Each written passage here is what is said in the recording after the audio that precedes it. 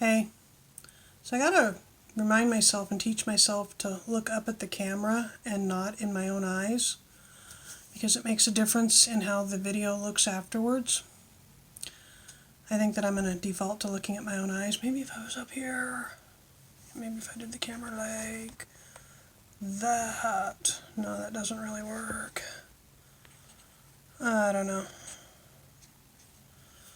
That's gonna be annoying when I go to watch that. So I didn't post on Facebook last night that I'd posted the video yet, and the video got yesterday's video, and it got no views. So I have to remember to post on Facebook. My throat is incredibly sore right now. So it's 10 o'clock at night, which means this won't be posted until like 1 a.m. because of time lag, load time, whatever. Thought that I would talk. Well, first of all, hubby and I went out today, and clay was on sale, so I have some clay, so you're going to be seeing clay. Sorry. Not sorry. Been making hats. Where did I put them? I guess I put them too far away. Anyway, been making hats lately. I'm thinking that I want to have a basket with 20 or 30 hats on any table I have. Thinking since they're wool and hand spun that they're going to be $35 hats, even though they're very simply made because I'm not that good. I can do like 3 stitches. But they're simple basic hats. Yeah. Then I went out with my friend Chrissy. I call her my girlfriend. I've known her 33 years, 34 years, something like that. Yeah. We went to a writer's thing. I thought it was a reading, but it turns out it was him playing Paul Simon music and talking about his past as a preacher. And he read one story. We left at the halfway point because the pain med I took wore off. It was really cold in the pub. I mean, concrete floor and putting your hands around your cocoa for warmth, which really erodes the pain med. Anyway, the back really hurts. So I thought I would talk about spiders. I call the yarn drunken spider yarn. Spiders like me. Y'all have heard some of my spider stories, right? We can start in first grade, my dad making me stick my hand down the pipe to pull out the spider nests, the black widow spider nests. I still have nightmares about that. Still, that whole experience, the little concrete building, one-room concrete building thing, which was showers, I'm sure. The positive was the diner half a block away that had the most amazing cocoa with whipped cream, which was reminded. I had cocoa at the pub tonight and it reminded me of that. When I was down in Peru, I had a Goliath spider land on my back. I was wearing a tank top. I think it was a wife beater probably. And so bare shoulders and bare sides. And something landed on my back. Thunk. Physical weight. And then there was a pinching sensation right here. And I look over and there's this black, it looks like a beetle head thing, just kind of like right there. And I swear I can feel breath on my neck and tickling. And then there's a thing right here and it's digging in. And I look over and it's exactly identical to this one over here. And then suddenly I'm getting tickled. And I look down and I can see one of the legs. Okay, so that's how big I was thin back then. I was tiny. Thin back then, but that's how big it was. And I could feel breath on the neck, and it's there, and I'm like, help, help, somebody help, because there's a whole bunch of people in the camp. Somebody should be hearing me. And somebody comes up behind and says, holy fuck, and then disappears. And I'm like, help, some help here, help. And I can feel the spider just kind of doing this on my back. And there's a burny itchiness center to the neck going down my thing. I mean, just burny itchiness. It's like, what the fuck? Is he eating my neck? Okay. So then all of a sudden there's lots and lots of strobe lights behind me as everybody in camp is taking photos with old school cameras. Flash, flash, flash, flash, flash, flash, flash, flash. And then one of the trail guides comes behind with a big metal pan and goes, smash! Tarantulas, Goliath spiders are a member of the tarantula family, have a very, very weakness with vibration sound. So if you come up behind a spider and clap really, really loud, if you get like 2 inches off of the tarantula and clap really, really loud, you can kill it.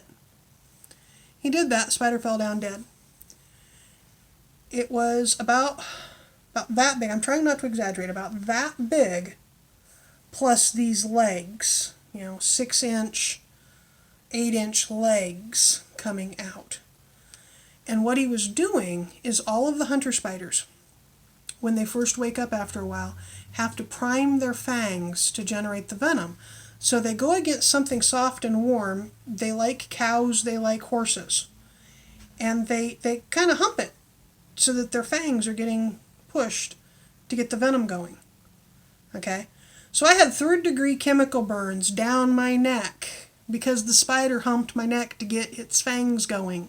Not in, like this. Not like this. Like this. Just kind of massaging its fangs because, he just woke up and I was a nice, comfortable place to land. Okay. In the house in Tacoma, in the ceiling above my bed, there was a hole about this big. And about a week after we'd moved into that, I'd moved my bed to that spot, I got a blister on my leg. And I looked at that and I'm like, that looks like a burn. And I started having really psychedelic dreams. Really weird psychedelic dreams. And flashbacks to Peru. And it was about a week and a half later where I woke up and saw the wolf spider drop from the ceiling, land on my leg, and hump my leg. Putting a 3rd-degree chemical burn in a big necrotic hole in my leg. Because he did it like every night for like 7 days before we figured out what was going on. In Pennsylvania, at one point, my face itches really bad. I'm trying to resist the urge, but I really want to claw my face off. In Pennsylvania, at one point, this was when I was really fat for a while. I weighed like 330 pounds, so this chair would be too small. And I only had skirts because I couldn't fit into any of my pants, and I was having serious cardiac problems and using the inhaler 5 times a day, and basically sitting at my computer and writing all day long. That was my life. And I'm sitting there at my computer in a chair without wheels. It's just an old wood chair. Dab. And this spider comes down between me and the screen. Now, when I'm writing, I'm looking at the keyboard, and I glance up here and there to check. And this spider is just looking at me. So I'm like, spider! And I went, ah! And came back, and the chair caught the carpet just perfectly, and I'm teetering, kind of like I'm gonna fall, not fall, gonna fall, not fall. And my dog, Jake, best dog in the damn world, he was trained companion dog, trained for seizures, comes running in and decides he's going to rescue me from the spider. Because he could see the spider right away running in the room. So he puts his foot on my chair, pushes back, and jumps for the spider, which puts me flat on my back, okay? Huge, I'm overweight, I can't move, my butt is stuck in the chair, my legs are straight up, the skirt has fallen here. I'm like, ah! And the dog is climbing all over me, leaving giant paw-sized bruises and scratches as he's trying to get the spider that's still dangling there. And the husband comes in and bursts out laughing. We didn't speak for about a week, probably. Okay, you're starting to get the spiders like me. It's not that they don't like me. It's not that they're harassing me. In Tacoma, at the house, the upstairs office area, I had my computer set up. And I'm sitting there writing one time. And I hear, I'm like, ah, crap, we got a mouse. And I'm writing, and it's right behind my keyboard, or right behind my monitor beside the box. And I look over, and a piece of paper is ever so slightly shifting. I'm like, crap, there's a mouse up here. I'm going to have to get mousey bait. I'm going to have to bait for the mouse. And as I'm thinking this through, because I've paused on the keyboard, the biggest damn wolf spider, bigger than the one that was in the ceiling, okay, bigger than this wolf spider 2 feet come out, big as a tarantula. He walks forward and he stabs a piece of paper with his foot and lifts himself up and the paper sinks. And he's coming forward and he looks at me. He's just sitting there. And he looks at me and he waves 2 little paws. And I'm like, would you go away? And he goes, And he turns around and he goes back behind. And I'm like, you can't live back there. You cannot live in my office. It's not allowed. I get animated sometimes. And suddenly he's on the wall over here. And I'm like, I'm serious. You can't live here. I'm not going to allow it. Go live in his room or go downstairs.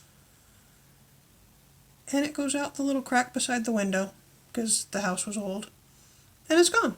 And I'm like, thank you. So about 3 days later, I've got 8 mosquito bites and a couple of flea bites. And another mosquito bite and another mosquito bite. And there's a cockroach in the kitchen.